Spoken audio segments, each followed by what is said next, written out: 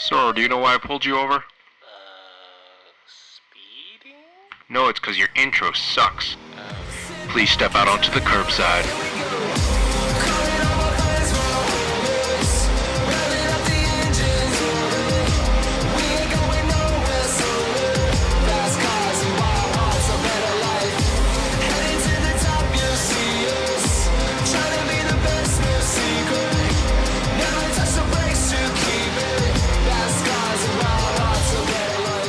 Hey everyone, welcome to the Curbside Podcast, the podcast where we talk about cars and everything to do with cars. My name is Jeff. I drive a 2004 Honda S2000, and I am your Taiwanese American Southern Californian. And I'm Andrew. I drive a 2014 Evo 10 MR and a 2015 Subaru BRZ, living up here in the Bay Area. And today we have a very special guest on the show. He is the founder of VinWiki and possibly the most eloquent man I have ever heard in my life, Mr. Ed Bolian. How are you doing? I am doing wonderful. Thank you all for having me. So when I try to introduce a guest to our audience, I try to, tell them what exactly they do. But your resume, Ed, is the most amazing thing I've ever seen. It goes from, you have done everything from breed albino iguanas to holding the Cannonball record and to starting VinWiki. So do you mind telling our audience a little bit about yourself and what you do?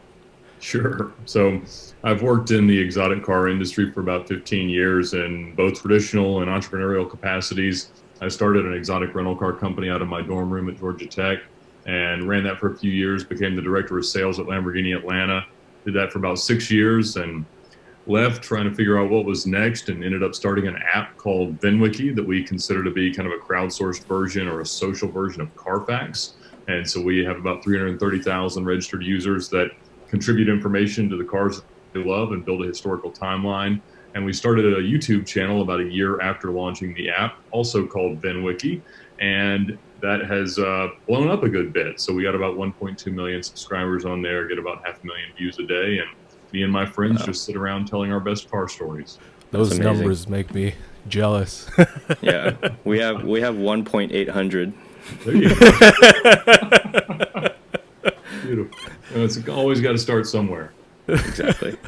So, speaking of starting, you started the exotic car rental company in your dorm room while in college, which means that you had to find a way to procure an exotic car while you were in college. How did you go about doing that? So that was a little bit of a different time in the economic climate of America in 2006, which precipitated one of the worst economic times in America. And that was because a 20-year-old kid without verifiable income could theoretically apply for an exotic car loan and get it. And so I had about $20,000 to my name. And fortunately in Georgia, if you had decent enough grades, college was just about free. Wow. And so I was able to, get a Lamborghini Gallardo without enough money to make the first payment. And so I immediately started the company. Well, that was obviously the plan. And started with one car, added a Ferrari 360 about 6 months later, and just kept growing it from there. At that time, the exotic car rental concept was not nearly as built out. People didn't know as much about it. It wasn't as commonplace in cities outside of Miami, Vegas, and LA. And a couple of years earlier, Noah had started Gotham Dream Cars, which Rob Ferretti went to work for. And I was familiar with that. I'd actually helped them find one of their first cars. And so, just trying to do anything I could to get into that space. But yeah, just trying to figure out how the business worked. And it was a very different time back then. Now the exotic car market is just filled with people who come along and try to steal your cars every day. Have you ever had to track someone down that maybe tried to joyride your car away? Or I have, yeah, and it certainly happened back then. It happens more now because there's so many more exotic car rentals taking place. But I remember the week before I got married in 2009, I had kind of cleared the schedule so that I could take a vacation. One of the pathologies of being an entrepreneur is that you don't really get to take time off because nobody picks up the slack when you're gone. And so I had kind of cleared off the schedule and told the existing rentals that like can't really extend these because I need them to be back locked up and safe while I go off after I get married. And so I had a former Atlanta police officer rent. He'd been a repeat customer. He'd rented cars before, but he and a friend ended up renting my Lamborghini Gallardo and my Ferrari 612 Scaglietti. And a couple days later, he stopped answering the phone. And so I was able to track the cars. I found the Gallardo had been abandoned in a warehouse in Midtown Atlanta with the front end knocked off of it. And God. Got that one back to a body shop I preferred. He had sent it to a repair shop. I don't know if he thought he was somehow going to fix it in a couple of days, but that certainly wouldn't have worked. But the 612, the tracker was not responding.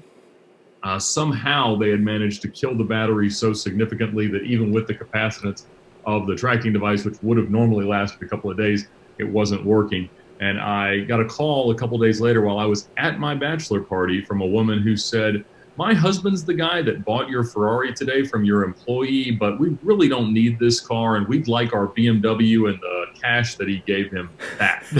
I said, "Man, I can't even begin to describe how many things are wrong about what you just told me, but I'm going to need that car back because the person you bought it from did not own it."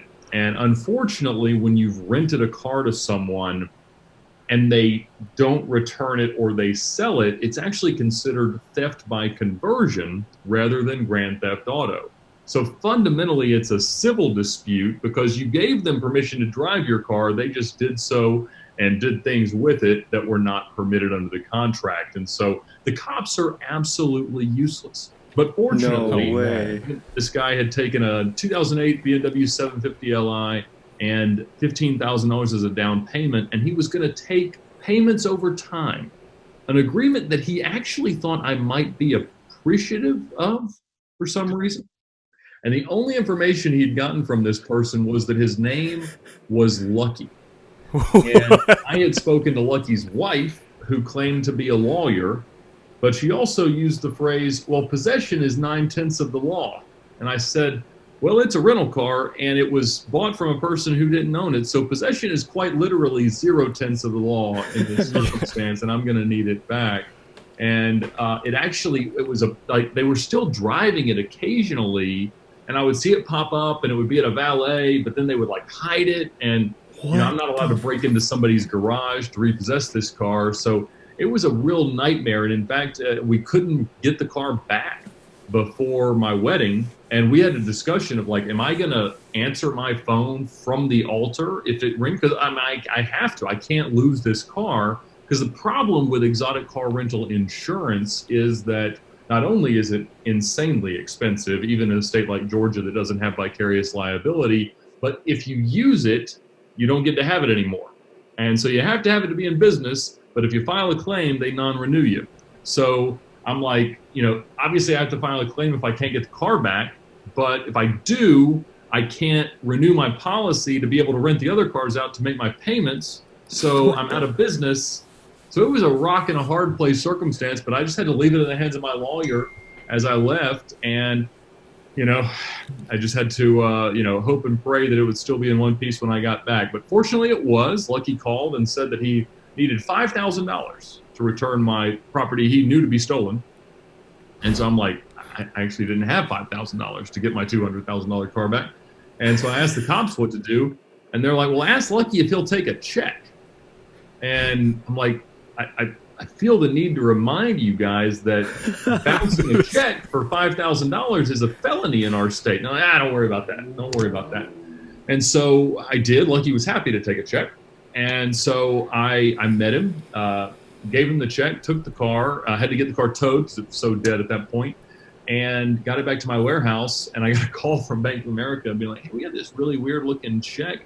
And I said, "Yeah, there should be a stop payment order in your system for that. It's a extortion payment for the return of stolen property. So I'd love for you not to honor that regardless of the instructions that you have." And she's like, "Oh, great. Thank you. No problem at all." And that made Lucky pretty upset. He made some real threats. And I explained to him that it would be certainly in his best interest not to act on any of those. But yeah, I have had to chase down some cars.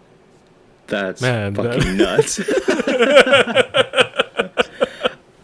I've seen like there's like TV shows of like repo men going after like cars and what I forgot what the show's called, but like those were like Corvettes and something like that. But Sure. like, god damn, that's crazy.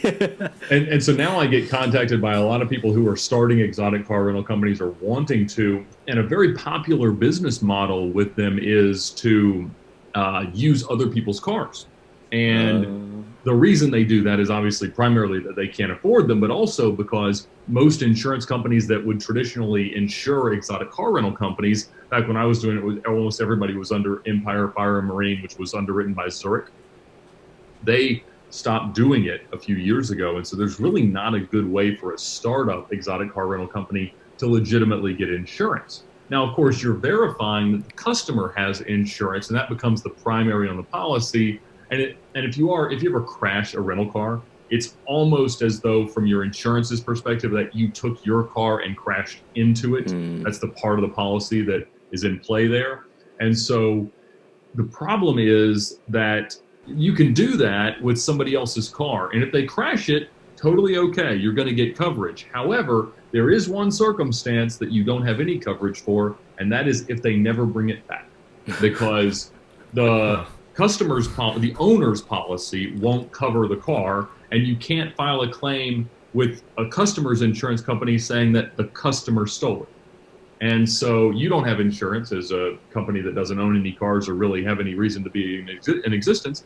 And so the owner is just left hung out to dry. And in most cases, they're renting the car because they can't make their payments. And so they still have this huge loan. So I got a call, it's probably been 5 or 6 months now, from a kid in New Jersey that had convinced his uncle to lease a brand new Huracan Spider and a Wraith, a Rolls-Royce Wraith, and he had started renting them out.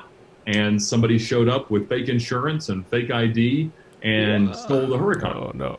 Oh. And so his uncle, who was a real estate investor with bulletproof credit, they didn't tell him until they ran out of cash making his payments that the car didn't exist anymore. And he calls me asking, like, Ed, how can I get this loan out of my uncle's name so that he won't kill me? And I'm like, you can't get a new loan on an exotic car with no car to collateralize it on. And I didn't save his number, so I never got to check in on what he ended up doing. But they had stopped renting the Wraith out because they knew that somebody was going to come steal it, and they were right; they would have. But I don't know how they ended up sorting out they had like $450,000-$500,000 in loans that they no longer had. Oh my god! And so, yeah. What's craziest to me about all of that's not a criminal, it doesn't become a criminal case. I mean, you can create a lot of interesting ways to civilly damage somebody, and this is probably one of the biggest ones that you can, or the liability that you can create for somebody without them fully understanding what was going on. That's insane. That's so fucked up. I'm sorry. No, it is. To be honest, when we were looking for cars for Car Trek 1, so we do this collaborative series that's kind of it's a blatant Top Gear knockoff, honestly. It's just a bunch of YouTubers playing Top Gear because that's the most fun thing anybody could ever do with their lives, in our opinions. And so I was looking for a cheap Gallardo, and there was one from a rental company that I had done some consulting work that had been stolen in the way that all these are. Somebody shows up with fake ID, fake insurance, and they get past the verification steps and they roll off away. And so this car had disappeared, and it had actually shown back up. It was one day from being scrapped in a South Atlanta salvage yard. It had come from Nashville, Tennessee, and they had swapped the VINs, they'd wrapped it a different color, and it was so close to just being sold off to whatever the impound yard could get for it. And fortunately, we were able to. The guy who owned it was able to find it and get it back to the owner. But I had to find another car for them as well that they'd gotten stolen. I found it on the 4th of July, a Huracan that was 5 minutes away from being gone forever. Oh, man. One business to never get into. Exactly. It's one of those things I can't believe I came out unscathed, but learned a lot, for sure. So you were talking about Car Trek just now, and you were saying how it's basically every car guy's dream to do a show like that, and I would agree. I remember seeing you guys advertise it on your channel, and I was like, no way, they're living my dream right now. And I understand that you've just finished shooting season 2 of it. We did, yes. So it honestly came about just me and Freddie Tavarish sitting around my fire one night after he had been here to tell some stories. And I asked him, have you ever thought about doing like a cheap car challenge or something like that? And he said, well, we could never do that. I said, why not? I mean, we buy these terrible examples of cool cars anyway. Why don't we film it in a more, institutional way? And he's like, I don't know, then we could try. And so we called Auto Tempest and kind of pitched them the idea and said, this is how much the production team and everything would cost. And they were like, hey, why not? Let's see what would happen. And, the first series has 14 or so million views so far. Wow. So probably more than any season of Top Gear US ever got. And that's just the nature of, being on the internet and being, 3 YouTubers that have a bit of a following. And so it turned out that, we can at least try. I'm not saying that it was any good, but I'm also telling you that I don't care if it was good because it was that much fun that I'm going to do it again either way. Right. But, so the first premise was like, what is actually the coolest car that you could buy for the price of a C8 Corvette? Because obviously that was the biggest thing in the world. It was a $59,000 mid-engine Corvette that everybody thought was the greatest thing ever. And our position was that, it's faster and better and more reliable and, something that everybody ought to buy in every way, except for the fact that it's not quite as cool as the cars that we would buy. And so I went out and bought a Flood Title Gallardo Spider, and Tyler bought a 360 Spider, and Freddie bought an Aston Martin for over the budget, but just because he wanted it. And we, got to live out the dream and learn that they don't shoot seasons of Top Gear in 4 days, as it turns out. But no, we had an absolute blast. And the premise of the second one is who can find the most depreciated supercar. And so it was a ton of fun, and we wrapped it a couple of weeks ago. We've got the first couple episodes edited. We'll probably release them right around the end of September, beginning of October, again on Tavarish's channel. For those, but it was fun, and we're actually already have set up everything to film Series 3. So Series 3 is going to be kind of a public service announcement. We are searching for the most unreliable cars on Earth. So, how much of Top Gear has influenced your car enthusiast life?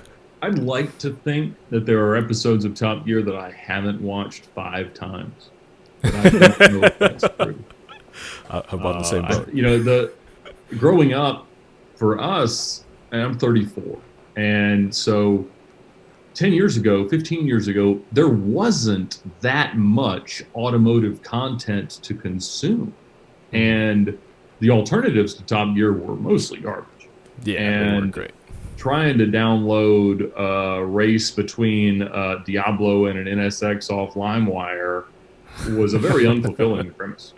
And so there was so much about Top Gear that we needed to ingrain the automotive hobby in our psyche and to build the emotional attachments that we now feel to the automobile.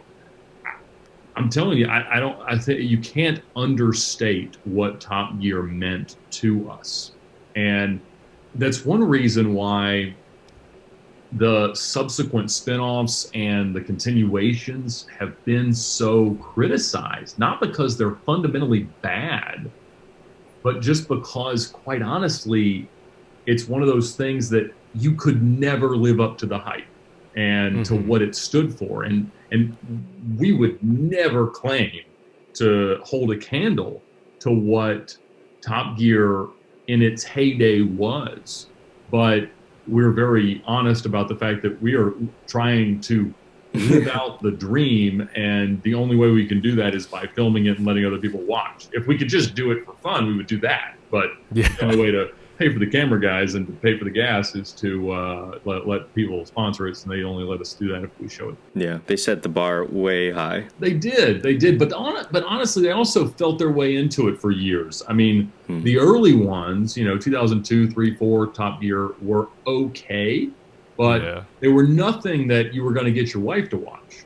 At the end of it, they had developed the repertoire and the chemistry and everything about the way that we knew them, the way that they acted together, and the chemistry that they could exhibit was much more a show about humanity, a show about travel, a show about relationships, a show about friendship than it was about cars. Cars were the storytelling vessel, and an awesome one that we could enjoy much more than we could watch, travel show for food or something like that. But it was a very different premise. And I think that really only came with time because of the time they spent working together. They were able to like develop that friendship. For sure. In the beginning, they were still reviewing like, I remember episode 1 was like a Citroen van where Oh yeah, absolutely. And at the end, we would have jumped up and down for him to have a Citroen van. Like, I didn't know there was a Citroen van, but but early on, that was all they had, all they got access to. Yeah. And I remember really seeing them hit their stride and the lines they would deliver that would just be like so perfectly written and not organic and natural like we'd love to think that they are. But at the same, it was perfect. And it's the reason that they had a Super Bowl of viewership every single week. But, alas, things like that cannot last forever. And when you watched them in the Grand Tour, it was clear that they were tired at times. And we watched them age. We watched them, kind of establish their roles as, more patriarchs of the automotive hobby than goofy presenters. And I don't know how they play that role when it comes to, carrying a show. Do you enjoy, like, now all of them are on like Drive Tribe and stuff doing kind of online shows? How do you like those? I love anything they do, so I'm not here to criticize any of that. I think that, sometimes there's a pedestal that we put these heroic figures on. And when they come down to a level that's a little bit easier to relate to, it doesn't always help. And I think that one of the things about YouTube and about Instagram and Facebook and any other of these social platforms that people can elevate themselves from is that we create the perception that people are interesting every day. And that is not true. Interesting people aren't interesting every day. They're usually not interesting one day a week, but you let them tell us about their lives every single day. And we watched the Top Gear guys the same way we watched Bam Margera and Rob Dyrdek and some of these early guys that certainly paved the way for how we approach social media content creation. And they had to be interesting a dozen times a year. And if each of those times took a month to do, that was okay. There was a budget for that. There were people standing around with cameras, and that was all right. Now we expect people to hold a camera out and yell into it saying, hey, this is what I'm doing today. Here, sit here and watch and buy this, Manscaped product. And that's not really the way the world works, even if you have the most interesting life that anybody could dream of. Right. Yeah, I can see that. Like some of the stuff, like you said, you can't be interesting every single day of your life. And when you force that, it just becomes ingenuine. And you can definitely see that sometimes. But yeah, I kind of brought that up just because, like, I don't know. I watched James May. Have you seen the documentary where he goes to Japan? James May? Oh, you definitely should. I will look that up. Yeah, I love that. And I didn't think I would love it as much, but as soon as, like, James May walked into the screen and started just, like, introducing the whole show, I was like, okay, I'm in. Binge the whole thing. And I love that. I think that they learned for a very short time that it only worked with the three of them. And I think that that's probably true for cars. And I think that when Clarkson did his specials where he would just sit around and drive a bunch of cars, like, it was good. It was watchable. I was going to watch it, so wasn't anything else to watch. But it wasn't the same thing. Right. And I think that the chance to see them on their own, but in a slightly different element, is really something that we could enjoy. Now, that being said, if I'm them and I have the money they have and I've experienced the downsides of that at times, I'm probably have zero interest in walking you around Japan. But I'm glad that they still do. And I'm glad that, there are still those opportunities. I hated that they pushed the the special that was supposed to be on the 4th of September or whatever it was. Was it Madagascar or whatever they're doing Madagascar. next? Yeah. So I can't wait to watch it. I mean, there won't be anything they do that I'm not, standing by excited if I hear about it to be able to watch it. But at the same time, they've been doing it for so long, so well, that you almost have this temptation from their perspective, I would imagine, to stop while you're ahead, hang out with your family, not feel like you have to post weird stuff on Twitter, and just never be tempted to punch people in the face. It'll be Tyler. Tyler will be the one to punch somebody in the face. Yeah, they definitely have nothing to prove anymore. So, but those people will still make them prove it. Exactly. Is there any hope that Car Trek would become something like that, not in the same way, but with your own twist on it? There's always the possibility. I think that if we were to sell, license, lend, I don't know what you call it, to a network for cable or anything like that, we'd have to give up the chance to make up challenges that sound fun to us and do cars that we were interested in buying anyway. And, I don't think we're there yet in terms of the temptation to do so. Yes, I would assume that we're leaving money on the table by not doing it that way, but this is very, very, very, very far from a financially motivated calculation. So I don't think any of us are too worried about that right now. I think much more we are cognizant of the fact that we are neither actors nor comedians, and we don't like scripted stuff. So none of those three things lend themselves to a successful television program. So right now, I think the best thing that we could do from a quality perspective, from a production perspective, and from an audience appreciation perspective is to have fun and make it clear that we are. Because I think we have so many examples in the world of social media of people that are telling us that others should look up to them. And I'm not sitting here like Charles Barkley saying I'm not a role model, but I want to make sure that if I ever do anything that somebody could follow in my footsteps or want to emulate, that it is actually as fun as it looks. And we all do a lot of things that look really fun, but at the end of the day are very much work. And that's okay. There's way worse jobs to have, and I'm very happy to be able to do everything that I do to earn a living. However, it's probably not as fun as it looks most of the time. But the exception to that is Car Trek. It is 100% as fun as it looks all the time. It doesn't matter if I'm in the middle of Death Valley in an Aston Martin without air conditioning, it's 124 degrees outside. It is as fun as it could ever be. I would do it again every day. I haven't figured out how to do that yet, but when I do, I don't know if you watch or not, but I'm going to do it. It's like the money comes in as just a side benefit to all the fun you're having. I hope so. And, that's what should happen, quite honestly. Like, we should applaud people who have figured out the ways to do exactly what they want every single day. And, you see those shows. I remember them growing up, like The Crocodile Hunter or whatever, dude, that guy is so excited about that snake you just found under that rock. I don't care if you put it there. I don't care if it's real. I don't care if it's about to kill him. No one's ever been as excited about this guy as this guy is. And, that's the kind of thing you want to watch, is something that, these guys are genuinely as into that as they could possibly be. Not hey, I just bought this other interesting car because I'm so rich, and you guys should probably want to listen to my success tips and my 5 stock trades that you want to do this weekend because that's what's going to blow up. And if you want this car, then you do that.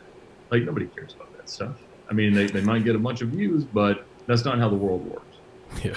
But speaking of buying the cars you want, you've got quite the stable right now in your garage.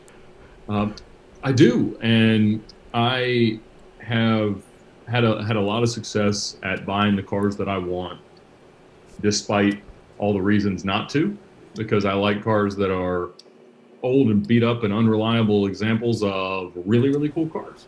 And I always say that I hope to look like I won the lottery 10 years ago. Because that means that I've got cars that probably aren't depreciating too terribly. And in the year 2020, the 10-year-old cars are actually still pretty reliable. So you can actually put miles on them without having a whole lot of concern, a whole lot of worry. So right now I have my '07 manual LP640, which was free. I have the '09 430 Scuderia, which is a perfect car. Hop in and drive, hasn't missed a beat. And I have the Flood Gallardo Spider that now finally leaks something more than it leaks water, and that's oil. Yay. And I've got two terrible Mercedes S55 AMGs. One is going to shoot off a cliff in Alaska when they open Canada again. One is the car I won the 2904 with in 2005 or 2015. And the CL55 we set the Cannonball record in. One of the Brock Yates Audis. They're 12. Mine's number 1. Also a terrible car. I have the Car Trek 3 car, which I can't tell you about yet, but it ain't going anywhere reliably, I can tell you that. My wife's GL63. So yeah, my birthday's next month, and I got a lot of travel coming up, so I had to get all the emissions checked in Georgia. And I really entertained the people at the emissions place, and I don't think they've ever seen somebody so excited that their cars passed emissions and kept their check engine lights off long enough to do it. You often speak on your channel about how it's not necessarily that difficult to get cars like that at a young age.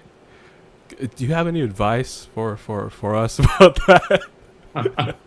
Well, the advice is don't spend money on cars that you don't want to keep forever, because it's so easy to have some brilliant car that is a great, building block car, young car, whatever that you could have to drive, but then you want to modify it, make it a little bit better, and stop the twitchiness of your S2000 or whatever the case may be. And yeah, you can, but if you want to buy a 430, or if you want to buy a Gallardo, or you want to buy a McLaren, then eventually you're just going to, you're going to have to sell that car, and all the money you spent on it, modifying it and making it a little bit better, you get nothing back. And not spending money modifying cars, being very sensitive to what it takes to legitimately build your credit, and just avoiding depreciation. Like I see all these people that have new M4s, and I'm like, man, that must be rich. Like that thing is just plummeting in value. I don't feel that way about my cars. Like I couldn't possibly stomach. I wouldn't let my wife drive something that expensive. But it's one of those things that just I had the approach early on that I would never finance a daily driver, because that was not the dream, was to have a great daily driver, but you got to have one so that most of the time I didn't actually have a great car. And it wasn't until I've never financed a car that I drove on a daily basis. Actually, that's not true. I financed the prostitute Gallardo, and then I sold my S55 and daily drove the Gallardo for a year. So I didn't buy it as a daily driver, but then I loved it so much that I sold the daily driver. So I did daily drive a car with a payment. That's the only time in my life. But I did make money on it, so I guess it's okay. Wow. Well, that's good to hear, I guess. I love modifying cars. I was actually talking to the guys at Daily Driven Exotics today about maybe potentially collaborating on something, because literally the stock wheels for my Aston Martin Vanquish that I used for Car Trek 2 were so expensive that I was going to buy a set for the car, because the roads that the Colombian drug dealer had been driving it on for the prior 7 years had really destroyed the other aftermarket wheels that were on it, and I had to buy some wheels. So for the first time in my life, I bought a set of aftermarket wheels for that car because they were so much cheaper than the OEMs. But I was talking to them about maybe we should do a collaboration project where I modify a car, because I just haven't. When you work in a car dealership, every time you get a modified car in, it doesn't work right, and you can't sell it, and you end up paying less than you would have for just a proper stock car. That you kind of get this negative taste. Now, that being said, when I see someone that has their dream car modified to the moon and back, and I know there's not a chance that person's ever going to sell it, I love that for sure. Because whether it's an underground racing Huracan or there's a local guy here that has, it is so far away from my taste, but it is the widest NSX that I've ever seen. It's painted Lamborghini Verde Artemis jade green, which is one of my favorite Lamborghini colors, so that certainly helps it. But it's a well-built NSX with every part that's exactly what he wants. You could tell this dude has spent 15 years making that car everything he wants, and it is the furthest thing from anything I would ever want or drive, but I love it. And he's got 175,000 miles on this car because it's an NSX. Wow. Do that. And like, to me, that is holy grail territory right there. Like, to see someone who has found that car and made it everything they ever wanted, like, I do quite honestly love that. But if it's something that you're gonna do this so that it's more like that car you really want, just don't. And wait until you buy the car you really want, and then spend all the money you ever want on it. Okay, that makes me feel a little bit better. He's not selling his Evo. Good, and that's perfectly fine. But my advice is always, if you save the money now, it's a lot easier to have it there when you want to use it in the future. Yeah. And everybody gets all Dave Ramsey on me about not financing cars, but if you're financing a 10-year-old exotic car for a long term and the payment's manageable and and you put 10-20% down, whatever, and it's not depreciating, it's not an irresponsible financial decision. I mean, nobody's worried about the bottom falling out of the 2011 Superleggera market. They're worth 130 grand. They're always going to be worth 130 grand until they're worth 160 grand. Didn't you personally have a hand in making the manual Murcielagos appreciate in value? A bit, yes. I had sold a handful of them, and I kind of started to notice that they were a lot more rare than anyone had really noticed. And the factory had always said that they thought that the adoption rate of e-gear was 90 to 95%. So that would have said that there were probably like 200 manual LP640s in the US. Well, as it turned out, there were 29. And in 2014, there was a manual 550 or 599 that sold at RM Amelia Island, and the car was expected to do like 250 grand, and it did 682. And it was so far out of the imagination of like the real premium that a rare manual transmission would have done. And now that was already twice what the car would have been worth as an F1. But the fact at 250, now the fact that it's somehow 8 times or 7 times what the car would have been worth was just unheard of. And so I knew that LP640s were actually rarer than manual 599s. And so I had a guy call me because I had started to kind of feel around, and I had a couple friends that had them, and they knew that I knew where a lot of them were. So I had a guy call me and say, look, I'll pay whatever it takes to buy one of these cars. Now, people don't say, I'll pay whatever it takes to buy 5-year-old cars unless they also understand that something's about to go nuts. And so I found him one. We sold it to him for a record price. He was totally fine with that. His friend totaled it. He made 50 grand. He bought another one. But during that time, I had a guy tell me he wouldn't sell me the nicest one, the Verde Ithaca Coupe. And he actually circled back to me about 2 or 3 weeks later and said that he wanted to sell it. And so I was able to buy it way less than I had just sold a not nearly as nice one for. And I said, well, this is a no-brainer. I have to buy this car. And it's my absolute dream car that I wasn't sure I'd ever be able to afford. And so I got a gigantic loan for it, put nothing down, financed it for 144 months, and started driving it. And I cannot tell you how mad the guy that just sold the car was when he found out that I doubled the miles on this car in a year. Yeah, I bought it like 4,000 and sold it like 8,500. And he was like, man, if literally you took $200,000 worth of value out of that car in a year. And I'm like, I can't even describe how fun it was. I would do it again. But it honestly, it appreciated so much after I bought it because I was able to empirically document the rarity of these cars. So even though people said there were only 19 manual 599s, there were actually 30, and there's now a list of the VINs on VinWiki that didn't exist back in 2015 or 14. And so I was like, guys, I just, once I can put these out there and, let the world know, then they really doubled in value.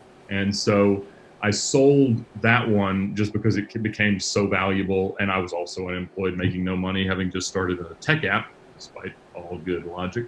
And so I found another one that was the worst example, which tends to be what I gravitate to, is the worst example of the coolest car.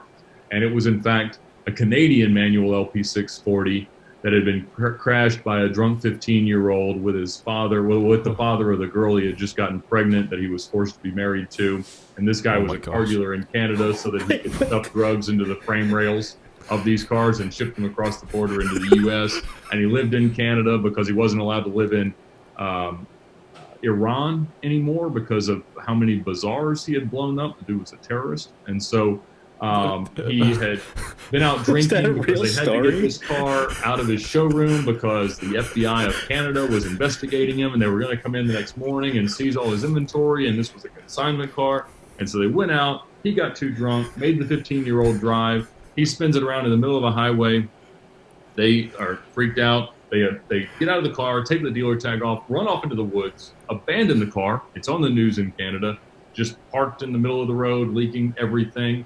Lights on, and they report it stolen the next day, but obviously that doesn't get paid out. So it's 2009, and they can't sell the car in the U.S., so they decide to kind of Band-Aid, bubblegum repair the thing, ship it to Lebanon, where they think it will sell.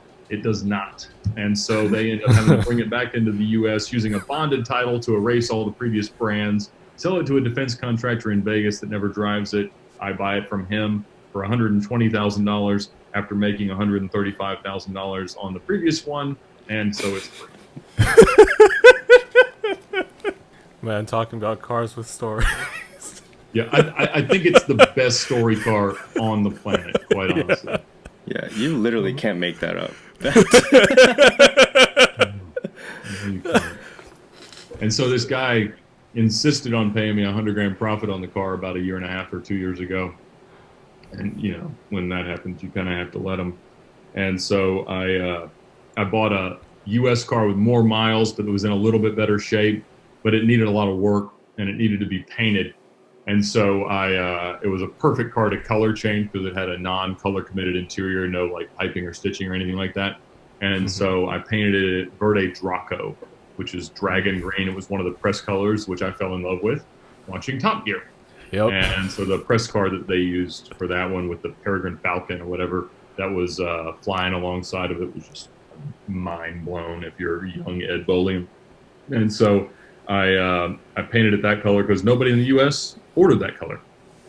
And so I think that one's a keeper. I can't imagine if I sold it, I wouldn't buy it back. I wouldn't pay $800,000 or whatever it would be worth in a few years to buy another one back. So I think it's got to stay.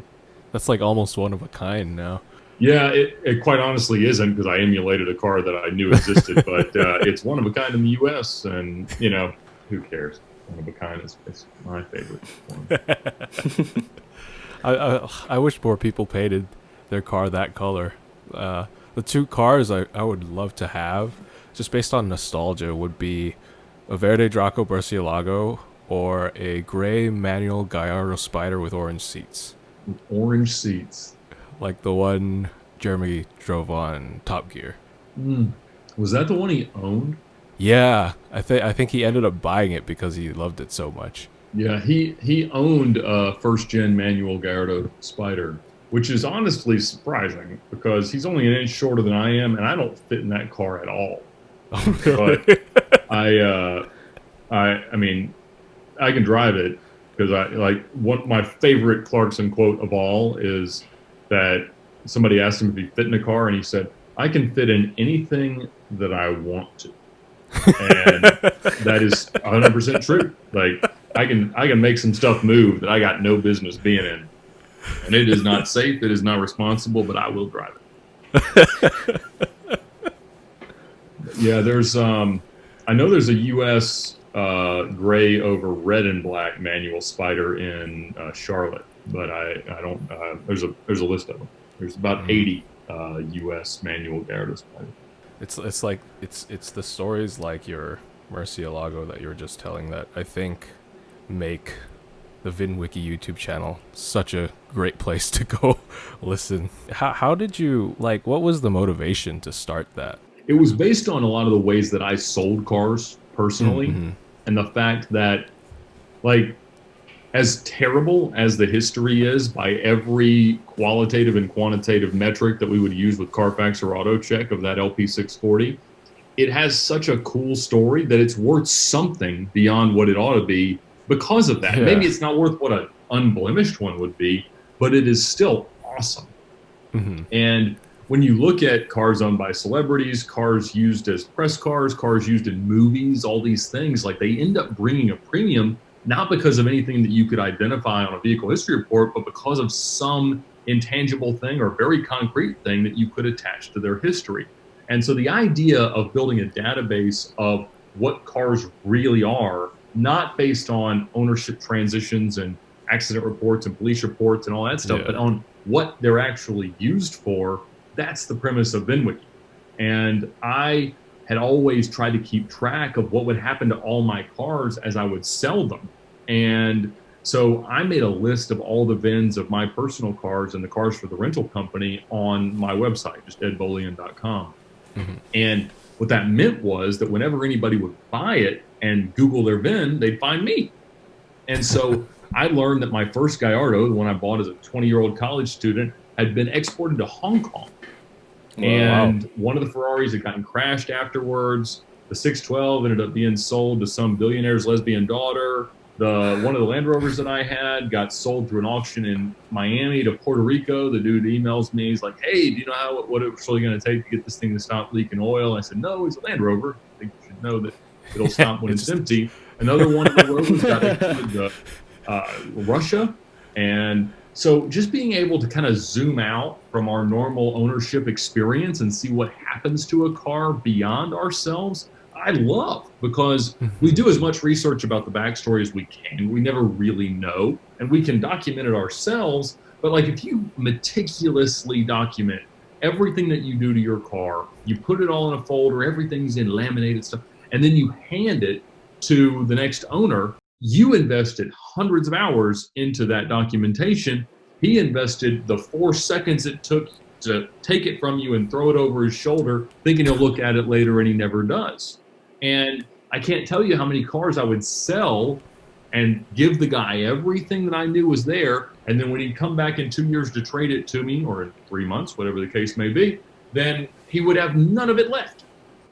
And so I was like, whenever you've invested more into the documentation of a car than the next person, the likelihood that it continues to that extent drops off dramatically. So the premise of VinWiki is that I've built this kind of living, breathing history of my car, and hopefully someone will realize that it's not that much work for them to just pick up where I left off and start telling the story of it while it's within their care. Yeah, and I think that would be a really like useful buying tool too, because, like, the mileage on a car and where it was sold only says so much. There's, like, low mile cars where someone might be tracking it every weekend. Right, absolutely. Or it might be all DIY maintenance. It might be modified extensively, and they can document that very, very clearly of, this is the mod, this is why I use this weight of oil, this is why I like this brand of spark plug, or whatever the case may be. And it's the ability to put all that into one place, that it's easy to scroll back through and check. I mean, it's something that I built mostly so that I could use it. And it was the byproduct of some meetings that I got in the habit of having with some friends of different technical and marketing abilities, where we were just kind of brainstorming entrepreneurial ideas. And I said, "Hey, I wish this existed." And they're like, "We can build that." And they did. And of course, when you release something like that into the world, you think that, oh, it's just the greatest thing since sliced bread, and people are going to suddenly decide that they have to have it. They're going to tell all their friends, and it's just going to grow. And that's not how the world works at all. And so we learned very quickly that we could buy users as many as we wanted by giving them $4 T-shirts at a car show. But I didn't have $400,000 to get our first 100,000 users. I didn't have $4,000 to get our first 1,000 users. And so I was like, I don't know what we're going to do. And we grew a little bit. We got about 5,000 users in the first year. And it was just at no risk of developing any level of virality. And the only real marketing success that we had was that I happened to know a lot of automotive YouTubers. I had been a guest speaker due to the Cannonball record at this like party of a bunch of car people up in Pittsburgh, and most of the other guests were YouTubers. Now at the time, this would have been like 2014 or 15, there were not really many full-time car YouTubers, but Ferretti was there, and Rob Dom, and Evan Shanks, and TJ Hunt, and That Dude in Blue, and a lot of these guys that have been doing YouTube for 10 years now were there, and I got to talk to them and learn about, wait a minute, you make money by putting a video on the internet. And they're like, oh yeah, crazy. And I'm like, that seems crazy.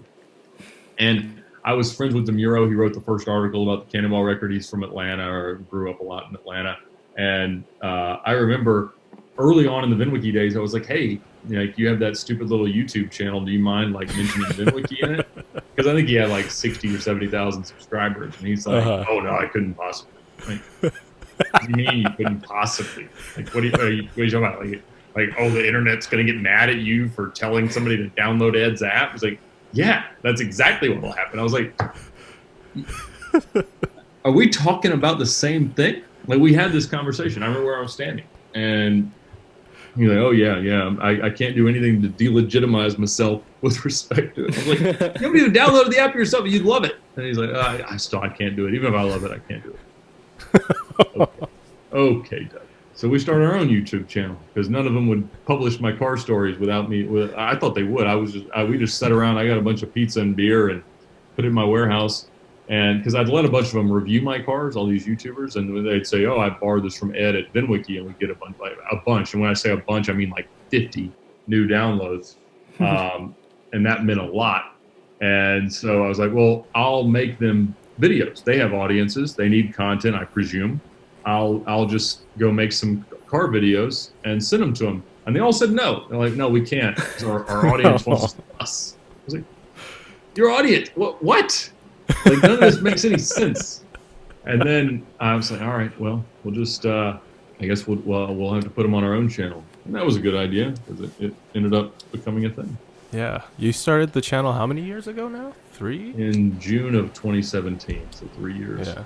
And it's grown to like over 1 million subscribers now. Yeah, YouTube is weird the way that it works, but the growth has been pretty consistent at about 1,000 subscribers a day. Wow. Need numbers like that. One day it's all we'll about get there. building some kind of a format that is sustainable and repeatable that you can do every day or 2 or 3 times a week. Consistency is key. Making sure that it's something that people can see. It's what you're passionate about. It's what you care about. And, early on, it's all about the sponsorships that you can get to, redeem the whole thing, make it worth your while. And then eventually it just becomes, something that the AdSense money matters and things like that. But, were it not for the fact that it immediately translated to a lot of growth in our app audience, I don't know that I would have stuck with it the way that I did. We had this thought that like, all right, we made 25 videos first day. We'll put them out there. Let's just say they averaged 25 or averaged 2,000 views each. So we got 50,000 views. That would certainly justify us doing it again. Well, they ended up getting about 800,000 views. And I'm like, well, I guess we better do it. Guys, if you haven't checked out any of Ed's content or stuff that he's done, which is a plethora of things, go make sure to download his app, VinWiki, and check out the VinWiki YouTube channel. There's a bunch of amazing car stories on there. And check out Car Trek. It's also a great watch, and I hear there's more great content to come on that. I'd like to think so. Thank you so much for coming on our show, Ed. No problem at all. Thank you guys for having me, and best of luck continuing to grow the podcast. Thank you so sir. much. All right. So, yeah, that was Mr. Ed Bolian. Thank you again to him for coming on our show. As always, with anything with Ed Bolian in it, you will feel as if you are bad at talking because he is such an eloquent man. Yeah, I think if I like close my eyes, like, is that Obama?